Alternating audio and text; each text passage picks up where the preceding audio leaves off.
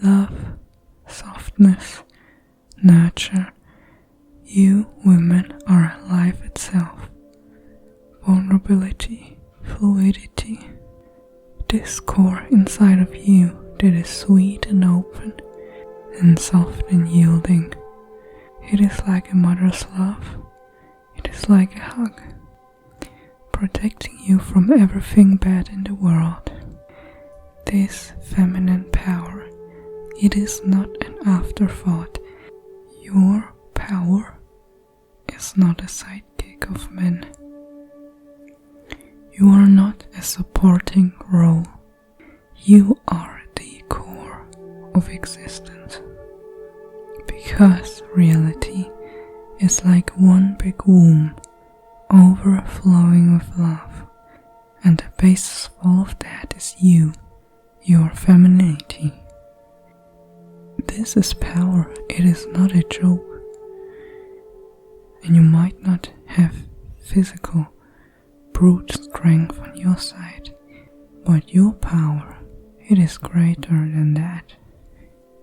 This soft power is stronger than any clenching your teeth, any knuckle dragging, any anger, any furrowed brows and thrown fists. This power is so simple, yet if you learn to wield it, the whole world's at your feet. Femininity and softness is needed in this world today, and it is like drinking water in a desert. People are thirsting after it. People are thirsting after vulnerability. Today we do have a lot of strong rocks, and we need those rocks. But what about the sweet water? What about what is drinkable and what gives life? You have to understand that humanity has been brainwashing itself for centuries. Masculine concepts like logic, book knowledge, competition, authority, going after a goal, fight, strength, activity, domination, and productivity have been put above the feminine and feminine principles like emotions, energy work, spirituality by direct contact, intuition, love, softness, imagination, creativity, joy and receptivity. And both forces are as important as each other. And when one takes over and makes the other suffer, it will have consequences and will take an ugly face. It will drive us to separation and the insanity that we have today. From the witch hunts to violent missions around the world, we have been killing the feminine divine through a religion that is masculine in nature and has an authoritarian male divinity. Hierarchy, authority is its nature, and it does represent the male side of God. But what about the other half? Even the masculine has been put into slavery and nothing but workhorses and the praise of productivity of the male body, whereas the female body was degraded and used sexually. The feminine doesn't exist anymore in the hearts of many people, and if it does, they view it as an afterthought, something that is important but not as important as hierarchy, productivity, labor. But it is the feminine fruit that they are not seeing for what it is and they are not interested in. And we are so deep in this masculinized world masculinized way of thinking that we are not even seeing how off the polarity of male and female is.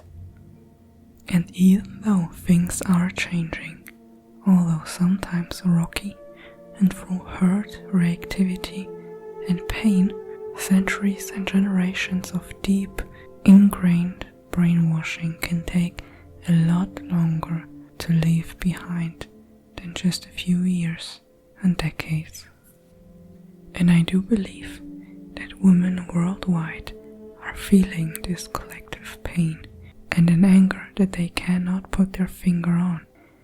They are having difficulty not only with their own recognition of their inherent worth and divinity, but also difficulty on working on reclaiming their own importance and perspectives as valid, not only in the world at large, but also in themselves. And while they are unconsciously taking on masculine qualities as a farce of female empowerment, when in reality it is just themselves adjusting to the primary value system of the world today. And while being soft and yielding is a feminine power, it can also mean that oftentimes women take on too much of their surroundings and put too much weight in the opinion of others. And as women or feminine people, we have to cleanse ourselves of that collective madness that was done onto the feminine, because we have to stand in our power. We have the power, both men and women, inside each of us. And the recognition of this power inside each of us will change the world, and it will be the missing piece on this earth.